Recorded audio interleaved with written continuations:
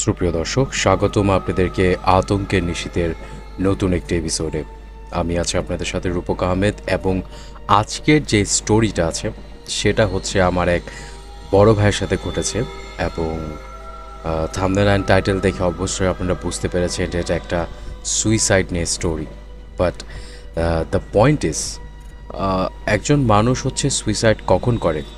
যখন সে খুব বেশি ফ্রাস্ট্রেটেড হয়ে যায়, অথবা কোনো একটা বিষয় নিয়ে সে প্রচণ্ড পরিমাণে ডিপ্রেশনে থাকে। তো বাট এছাড়াও সুইসাইডের কিন্তু অন্য অন্য আরও কিছু স্টোরি থাকে, যেটা একজন সুইসাইড যে করতে যায় এবং সেখান থেকে বেঁচে ফিরে আসে, তারাই হচ্ছে এই বিষয়ে খুব ক্লিয়ারলি বলতে পারে। আমি এরকম অনেকজনের কাছে শুনেছি যে ওরা সুইসাইড করতে যায় এবং সেখান থেকে বেঁচে ফিরেছে, সামহাও তাকে অন্য কেউ আটকে ফেলেছে অথবা সে নিজে থেকেই ফেরত চলে আসছে। তো তাদের কাছ থেকে শোনা যায় যে তারা যখন সুইসাইড করতে যায় অথবা করার অ্যাটেম্প্ট নেয়, তখন হচ্ছে তারা কোনো কালো একটা অবয়বকে দেখে, যেটা হচ্ছে তাদেরকে কন্ট্রোল করে এবং তাদেরকে বাধ্য করে এই ক্রাইমটা করার জন্য। আজকের স্টোরিটাও কিছুটা এরকমই, বাট আমার যে ভাই আছে তার স্টোরি তার সাথেই ঘটেছে। তো দেরি না করে স্টোরি শুরু করা যায়, কিন্তু তার আগে ইন্ট্রোটা একবার শুনে আসি। হ্যালো বুবু, আমি কিন্তু বের হয়ে গেছি। সকালের মধ্যেই কিন্তু চলে আসবো। রাস্তায় একাই হাঁটছি, কি সুন্দর চাঁদের আলো। কিন্তু সামনে সাদা কাপড় পরে এটা কে দাঁড়ানো?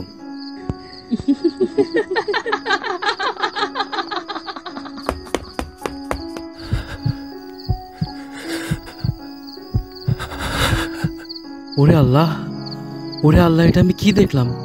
Kenapa tak tidur lagi, ha?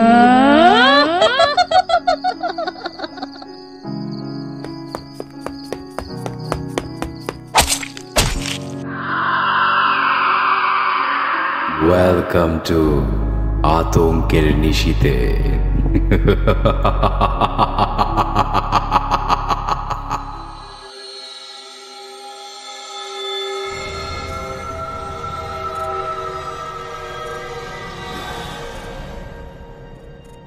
So স্টোরিটা হচ্ছে এরকম। আমার যে ভাই আছে সে হচ্ছে একটা ইন্টারন্যাশনাল ব্যাংকে জব করত, যে কারণবশত তার পোস্টিং হচ্ছে রাজস্থানে হয়, ইন্ডিয়ার রাজস্থানে। তো সেখানের পরিবেশ তো অলওয়েজই হচ্ছে লাইটফুল থাকে, বাট সে হচ্ছে এমন একটা জায়গাতে শিফট হয় এই ব্যাংক রিলেটেড জবের জন্য, যেখানে খুব বেশি একটা মানুষের চলাচল নেই, একটা কলোনি অথবা সোসাইটি বলতে পারেন। সো স্টোরিটা হচ্ছে 2006 সালের, অ্যান্ড স্টোরিটা হচ্ছে কিছুটা এরকম যে সে হচ্ছে ব্যাংকে চাকরি পাওয়ার সুবাদে তার সেই রাজস্থানে শিফট হইতে হয়। অ্যান্ড যখন সে ওই কলোনিতে শিফট হয়, তো প্রথম একদিন তো হচ্ছে তার গুছাইতেই সময় লেগে যায়, একদম সব কিছু গুছায় টুছায় রেডি করতে সময় লেগে যায়। তো এরপরে হচ্ছে হলো গিয়ে যে সে হচ্ছে যে প্রথম দিনে সেখানে থাকে, তো প্রথম দিন রাতেবেলা কাজ শেষ করতে করতে সব কিছু গুছাইতে গুছাইতে তার অলমোস্ট রাতে 12টা বেজে যায়। তো সে ভাবে যে আমার কালকে থেকে অফিস জয়েন করতে হবে, তো দেরি না করে এখনই ঘুমায় যায়। তো সে ঘুমের প্রিপারেশন নিয়ে ঘুমায় যায়। তো হঠাৎ রাতে 2টা থেকে সোয়া 2টা এরকম টাইম হবে, তখন হচ্ছে সে হঠাৎ আশপাশের মানুষের চিৎকারের শব্দ পায়। যে হয় না যে কারো বাসায় কেউ মারা গেছে অথবা কোনো অ্যাক্সিডেন্ট অথবা এরকম কোনো কিছু হইলে যখন মানুষ খুব আতঙ্কে চিৎকার করে, সে হচ্ছে সেরকম একটা চিৎকারের সাউন্ড পায় এবং অনেক মানুষ একসাথে চিৎকার করতেছে এরকম কিছু একটা। তো ও হঠাৎ আতঙ্কে ঘুম ভাঙা যায় এবং সে আশপাশে দেখার চেষ্টা করে যে কি হচ্ছে আর সামথিং। তো সে তার ফ্ল্যাট থেকে বের হয়। ফ্ল্যাট থেকে বের হওয়ার পরে সে বুঝতে পারে যে তার নিচের ফ্ল্যাটে একটা কাজের মেয়ে, মানে আমরা যাকে হচ্ছে হাউস হেল্প বলি, সে হচ্ছে সুইসাইড করে ফেলে, অ্যান্ড উইথাউট এনি রিজন। সে মেয়ে খুবই হাস্যোজ্জ্বল ছিল, খুবই ভালো মাইন্ডেড ছিল, এবং তার যে বাসায় সে কাজ করতো সেখান থেকেও তাকে কোনো প্রকার অত্যাচার অথবা নির্যাতন করা হতো না। বাট তারপরও they don't know why she committed the suicide. And suicide করে হচ্ছে এই সেই মেয়েটা হচ্ছে যে রুমের মধ্যে ঘুমাতো সেই রুমের হচ্ছে ফ্যানের সাথে ফাঁসি দিয়ে আত্মহত্যা করে। তো এটার কারণে হচ্ছে প্রচণ্ড একটা ক্যাওস সৃষ্টি হয়ে যায় অ্যান্ড আশপাশের মানুষ অনেক চিৎকার চেঁচামেচি করতে থাকে, সে বাসার মানুষজন হচ্ছে খুব কান্নাকাটি করতে থাকে। তো খুব ভয়ঙ্কর একটা পরিবেশ সৃষ্টি হয় সেই সময়। তো আমার ভাইও রীতিমতো তখন ভয় পেয়ে যায় যে আল্লাহ, এমন একটা জায়গায় ফার্স্ট দিন আসলাম এবং প্রথম দিন আইসে আমি এটা কী দেখলাম, মানে জিনিসটা সে হজম করতে পারতেছিল না। যাই হোক, তো সে যখন হজম করতে পারে না তারপর সে ভাবে যাচ্ছে ইটস ওকে, একটা মানুষ মারাই তো গেছে, এখন এটা নিয়ে তো এত আর হাইপার হওয়ার কিছু নেই, আমি ঘুমাইতে চলে যাই। তো সে রীতিমতো ঘুমাইতে চলে যায়। বাট রাতেবেলা ওর কাছে মনে হয় যে মানে ওর রুমের মধ্যে কিছু একটা অদ্ভুত আছে যেটা ওকে ঘুমাইতে দিচ্ছে না। মানে হয় না যে এরকম কিছু একটা অ্যাক্সিডেন্ট দেখার পরে মানুষের ভিতরে একটা আতঙ্ক চলে আসে, তার সামান্য কোনো কিছু নড়লেও তখন ভয় লাগে যে এটা নড়তেছে কেন আর সামথিং। তো ওর রাতে খুব ঘুমাইতে কষ্ট হয় অ্যান্ড কোনো মতো ঘুমায় পরের দিন হচ্ছে সে যায় তার অফিস জয়েন করে। তো অফিস জয়েন করার হচ্ছে মানে সারাদিন কাজ টাজ শেষ করে সে বাসায় ফিরে। তো তার এক কলিগ তাকে বলে যে আচ্ছা ভাই, আপনি কি ওই উমুক কলোনিতে উঠছেন? তো বলে যে হ্যাঁ ভাই, আমি তো সেখানেই উঠছি। তো বলে যে ভাই, ওই কলোনিতে কিছুটা ঝামেলা আছে, তো অনেক মানুষ অনেক কিছুই বলবে বাট কিছু বিশ্বাস করবেন না, যেহেতু আপনি বাসায় একাই থাকেন। তো আপনাকে সাবধান করে দিচ্ছি আর কি, তো একটু সাবধানে থাকেন। অ্যান্ড যেহেতু আপনি বাংলাদেশ থেকে আসছেন এবং আপনি মুসলিম পরিবারে, সো দোয়া দুরুদ পড়েন, কার বাড়িঘর একটু পাক পবিত্র রাখার চেষ্টা করি। তো আমার ভাইয়ের কাছে বিষয়টা খুবই উইয়ার্ড লাগে যে হঠাৎ করে একজন কালিগ আমাকে এরকম একটা কথা কেন বলছে, আবার গতকালকে রাতেও আমি এরকম একটা সুইসাইডাল কেস দেখলাম। So is that something wrong or something else? তো সেই কথাটা তেমন একটা পরোয়া করে না, সে বাসায় চলে যায় এবং বাসার তার ডেইলি যে রুটিন আছে, খাওয়া দাওয়া করে রেস্ট নেয় এবং রাতে সে আবার ঘুমাইতে চলে যায়।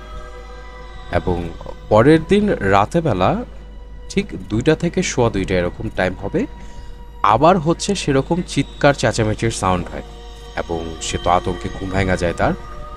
তো সে উঠে উঠে বোঝার চেষ্টা করে যে আশপাশে কি হচ্ছে, মানে গতকালকে রাতে এরকম একটা ইনসিডেন্ট হলো, আজকেও কেন এরকম কিছু একটা হচ্ছে। মানে ও একটু ভয় পায় যায়, কারণ যেহেতু সে বাসায় একা থাকে। তো ও কি করে, মানে চেক করার ট্রাই করে যে আশপাশে কি কারণে এরকম চিল্লাচিল্লি হচ্ছে। তো সে যখন খোঁজ নেয় এবং সে বুঝতে পারে এবং সে দেখে যে এইবার তার ফ্ল্যাটের উপরের ফ্ল্যাটের একটা হাউসেলফ, মানে কাজের মেয়ে হচ্ছে, সেমভাবে সুইসাইড করে ফেলেছে।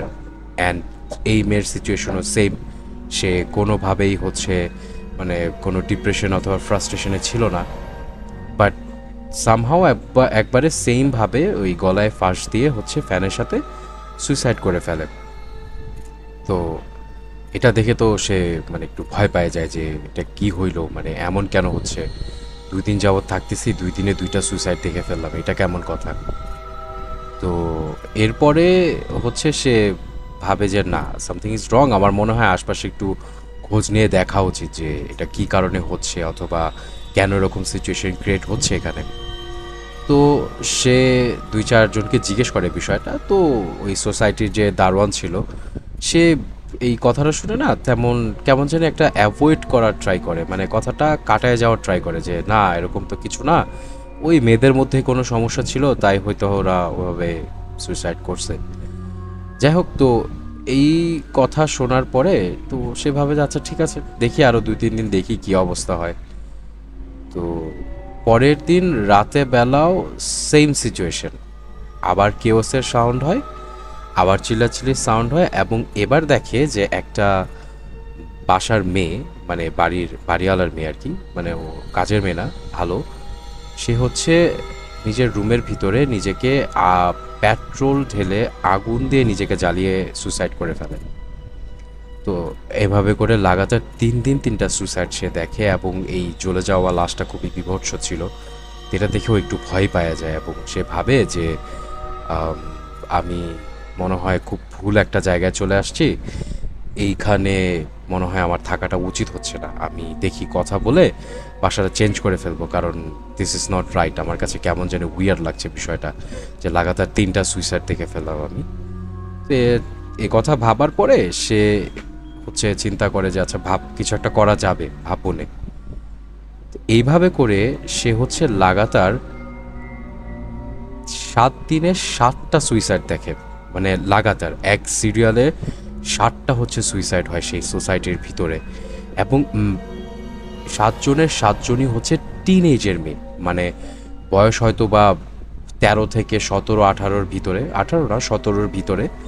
এবং প্রত্যেকটা মেয়েই হচ্ছে সুইসাইড করে মারা যায়, এবং কেউ হয়তো ফাঁস দিয়ে, কেউ হয়তো ছাদে থেকে ঝাঁপ দিয়ে, কেউ হয়তো নিজের গায়ে আগুন লাগায়, কেউ হয়তো হাতের রক কেটে, বিভিন্নভাবে হচ্ছে সুইসাইড করে 7জন মেয়ে। তো এটা দেখে ও প্রচণ্ড পরিমাণে ভয় পেয়ে যায় যে না, এবার আমার ভাই বাসা চেঞ্জ করতে হবে। 1 মাস 2 মাস কি, আমার এখন এই 7 দিন হয়ে গেছে, আমি এর বেশি আর এখানে থাকবোই না, এনি হাউ সাম হাউ আমার চেঞ্জ করতে হবে। তো এই কথা চিন্তা করে সে আশপাশের মানুষদেরকে জিজ্ঞাসা করে যে ভাই এখানে আশপাশে অন্য কোথাও ফ্ল্যাট আছে কিনা, আমি চেঞ্জ করতে চাচ্ছি, এইখানে এরকম এরকম হয়েছে। তো এক লোককে যখন সে জিজ্ঞেস করে রাস্তায় যে ভাই এরকম আছে কিনা, তো সে লোক বলে যে ভাই আপনি এই কলোনিতে উঠছেন? বলে যে হ্যাঁ আমি তো এই কলোনিতে উঠছি। তো বলে যে ভাই এটা তো মানে খুব বাজে একটা কলোনি, আপনি এখানে কেন উঠছেন, আপনাকে কে বলছে এখানে উঠতে? বলে যে কেন ভাই, কী কারণে বাজে? কয় ভাই এখানে হচ্ছে প্রত্যেক বছর এই টাইমটাতেই একটা পুজো হয়, সেই পূজার কারণে হইতেছে সামহাও ইনফ্লুয়েন্স হয়ে অনেক মানুষ এখানে সুইসাইড করে ফেলে, এবং এই সোসাইটিকে আশপাশের মানুষজন হচ্ছে সুইসাইডাল সোসাইটি বলে ডাকে।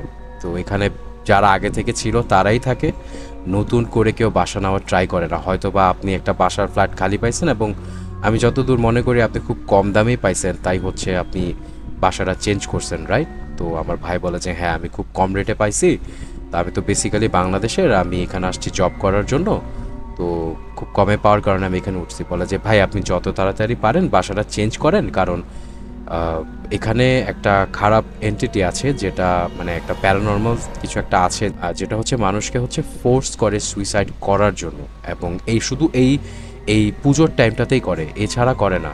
তো আমার ভাই তো এটা শুনে প্রচণ্ড ভয় পেয়ে যায় যে এটা কেমন একটা জিনিস। আমি এতদিন জানতাম যে একটা মানুষ হচ্ছে সুইসাইড করে ফ্রাস্ট্রেশন অথবা ডিপ্রেশনে, বাট কোনো প্যারানর্মাল সাইড থেকে তাকে ফোর্স করা হয় সুইসাইড করার জন্য, এটা আমি আজকে ফার্স্ট টাইম শুনলাম। তো এই কথা শুনে আমার ভাই ভাবে যে না, দিস ইজ হাই টাইম, আমার সোসাইটিটা চেঞ্জ করা উচিত। তো উনি সব কিছু ঠিকঠাক করে যে উনি 2 দিনের মধ্যেই সোসাইটি চেঞ্জ করে অন্য একটা জায়গায় চলে যাবে, শিফট হয়ে যাবে, একটা লোকালয় পূর্ণ যেরকম জায়গা আছে এরকম জায়গায় চলে যাবে। তো যাই হোক, সেই কথা সে ভাইবা সব ঠিকঠাক করে, এবং ওর সাথে একটা ভয়ঙ্কর ঘটনা হয়, যেটা যেদিন রাতে হয়েছে সেটার স্টোরিটাই বলছি। ও হচ্ছে রাতে ঘুমাইতে যায়, এই 12টা সামথিং এরকম টাইম, মানে রেগুলার ডেইলি যে টাইমে ঘুমায় সেই টাইমেই ঘুমাইতে যায়। এবং সে যখন ঘুমাইতে যায় তখন সে হচ্ছে মানে তার কাছে ও হচ্ছে কি ওই পানির যে জগ থাকে, সেই পানির জগ হচ্ছে পুরোপুরি ভরে রেখে তারপর সে ঘুমাইতে যায়, যাতে রাতে পানি খাইতে বাইরে পর্যন্ত যাইতে না হয়, ড্রয়িং রুম পর্যন্ত যাইতে না হয়, সে যাতে বেডরুম থেকেই পানি নিয়ে খাইতে পারে। তো সে পানিটা জগটা ভরে রেখে হচ্ছে ওয়াশরুমে যায় ফ্রেশ হওয়ার জন্য। তো ফ্রেশ হয়ে আসার পরে সে দেখে যে সে যে জগে পানি ভরে নিয়ে আসছিল সেই জগটা খালি, এবং ওটার ভিতরে কোনো পানি নেই। তো ও চিন্তা করে আমি তো কিছুক্ষণ আগে এটার ভিতরে পানি ভরে নিয়ে আসা, তারপরে ওয়াশরুমে গেলাম, পানি কই গেল? যাই হোক, তো ওর কাছে খটকা লাগে, তারপরে সে চিন্তা করে যাচ্ছে ঠিক আছে, যেহেতু পানি নেই আমি আবার পানি ভরেই নিয়ে আসি। তো সে পানি ভরে নিয়ে এসে লাইট টাইট অফ করে ঘুমাইতে চলে যায়। তো সে ঘুমের মধ্যে হঠাৎ তার কাছে মনে হয় যে তার কানের পাশে এসে কেউ ফিস ফিস করে বলছে যে মুঝে প্যাস লাগি হ্যায়, মুঝে থোড়া পানি চাইয়ে, এরকম করে, মানে হিন্দিতে হচ্ছে কেউ একজন বলছে যে তার পানির প্রয়োজন, তার প্রচণ্ড পিপাসা লাগছে, মানে বলছে যেভাবে যে মুঝে প্যাস লাগি হ্যায়, মুঝে পানি চাইয়ে, এরকম করে বলতেছে। তো ওর হঠাৎ ঘুম ভেঙে যায় যে আমি কি উল্টাপাল্টা কিছু স্বপ্নে দেখলাম, নাকি কি হচ্ছেটা কি এখানে বুঝতেছি না তো। তো সে হচ্ছে মানে এক পাশ থেকে আরেক পাশে ঘুমায় যায়। তো যখন এক্স্যাক্টলি রাতে 2টা থেকে 2:15 বাজে, মানে এই সেম টাইমটা, অলওয়েজ এই সেম টাইমটাতে কিছু একটা হয়।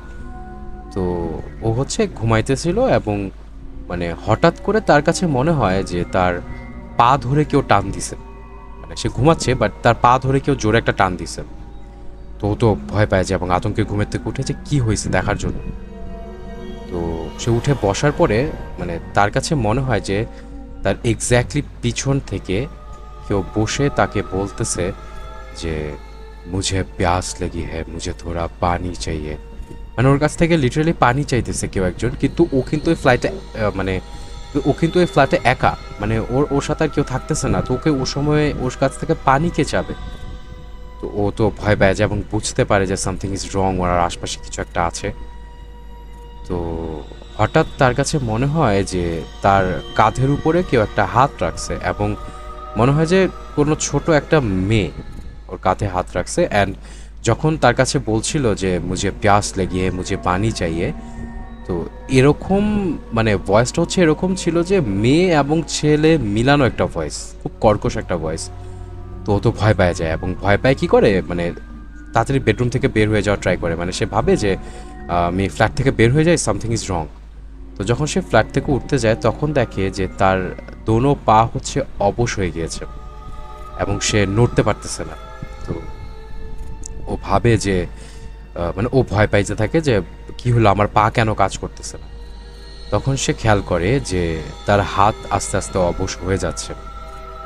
অ্যান্ড সে হচ্ছে মানে মনে হচ্ছে তার পা একা একা চলতেছে, মানে সে নড়তেছে না কিন্তু তার পা একা একাই কাজ করতেছে। এবং সে স্পষ্ট খেয়াল করতেছে যে সে দাঁড়াইলো এবং দাঁড়ানোর পরে হচ্ছে সে খাটের উপরে উঠে দাঁড়ালো এবং সে ফ্যানের দিকে মানে আস্তে আস্তে ফ্যানের দিকে উঁচু হয়ে যাচ্ছে, মানে শূন্যে ভাসতে ভাসতে হচ্ছে ফ্যানের দিকে যাচ্ছে। তো তখন সে ভাবে যে আমি মানে ও বুঝতে পারতেছিল না যে ওর সাথে কি হচ্ছে এগুলা। মানে ওর কাছে মনে হচ্ছিল যে ও নিজের উপর থেকে নিয়ন্ত্রণ হারায় ফেলছে এবং তাকে কেউ কন্ট্রোল করতেছে।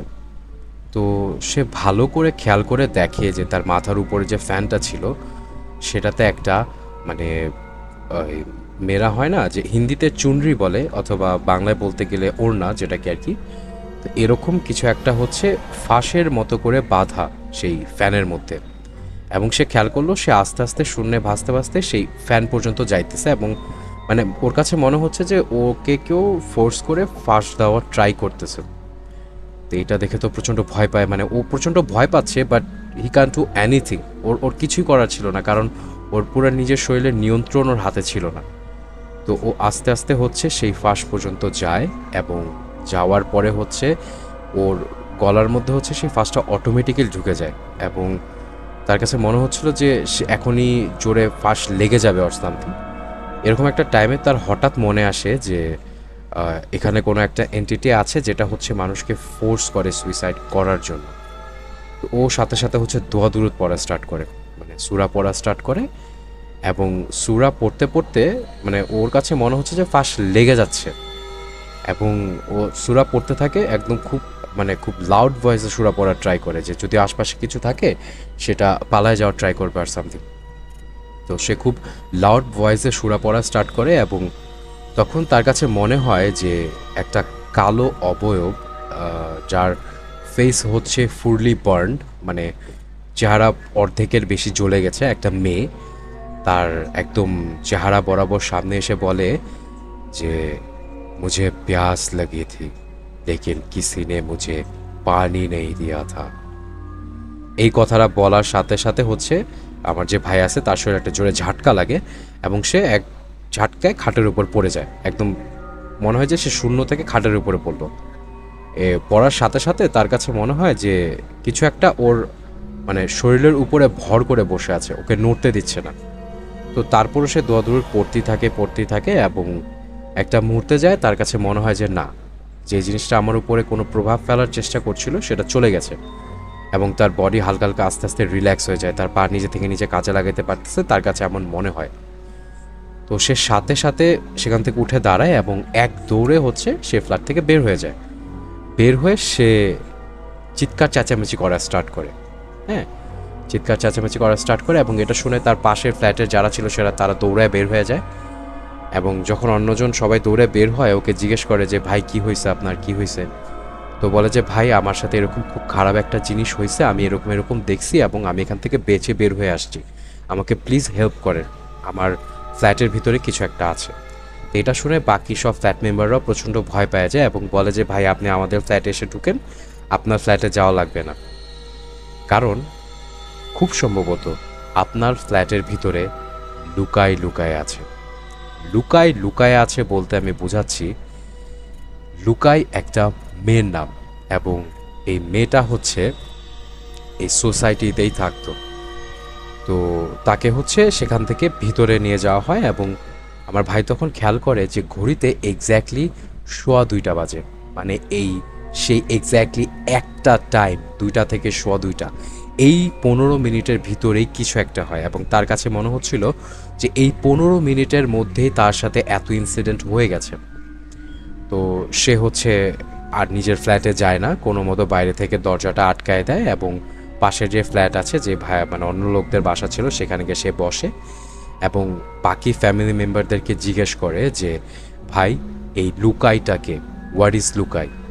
তখন সেই বাকি ফ্যামিলি মেম্বাররা বলে যে আজকে থেকে মানে 2006 সাল থেকে প্রায় 20 থেকে 25 বছর আগে এই সোসাইটিতে হচ্ছে একটা খুব হ্যাপি ফ্যামিলি ছিল এবং তাদের হচ্ছে একটা কাজের মেয়ে ছিল, বাট যে হাউস ওনার ছিল, মানে যে লোকটা ছিল, সে খুবই মানে মেয়েটা হচ্ছে লুকায় যে মেয়েটা ছিল, সেই মেয়েটা হচ্ছে 13 থেকে 17 বছরের ভিতরে ছিল, টিনেজের একটা মেয়ে ছিল।